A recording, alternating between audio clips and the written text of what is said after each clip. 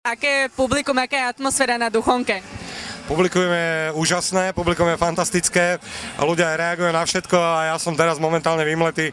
Ja som bol z toho úplne taký prekvapený, že oni ešte idú, vládzu a podľa mňa ešte dlho vládať budú. Ty vieš aj s publikum dosť dobre pracovať. Kde chodíš na také nápady, čo tam všetko vystrájaš?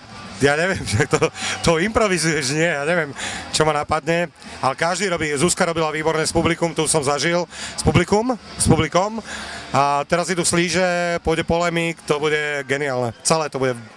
Ty si z Nitry, ak sa nemýlim, je ti blízka Duchonka, rád sa sem vraciaš napríklad?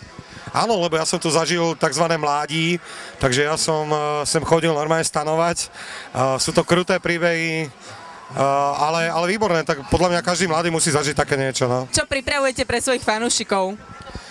My, keď nekoncertujeme teraz v lete na festivaloch, tak sme v štúdiu zatvorení a robíme vlastne nový album, ktorý sa bude volať Iný rozmer. Ja dúfam, že v septembri bude, pretože v septembri chceme takú promotúr spraviť vlastne, ale takú, že nie že koncertnú, ale skôr takú, že len takú malinko odhalovaciu promotúr, taká ešte nebola.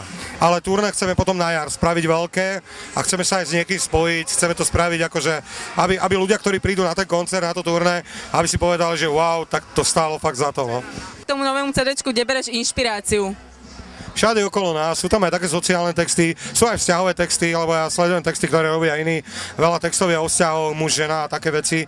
Všetci spievajú o tom, že ty a ja a ty a jak nám to neklape, alebo jak nám to klape. Potom sú tam také sociálne, také o tom, že tento svet sa nespráva moc dobre v našej rodnej zemegulke.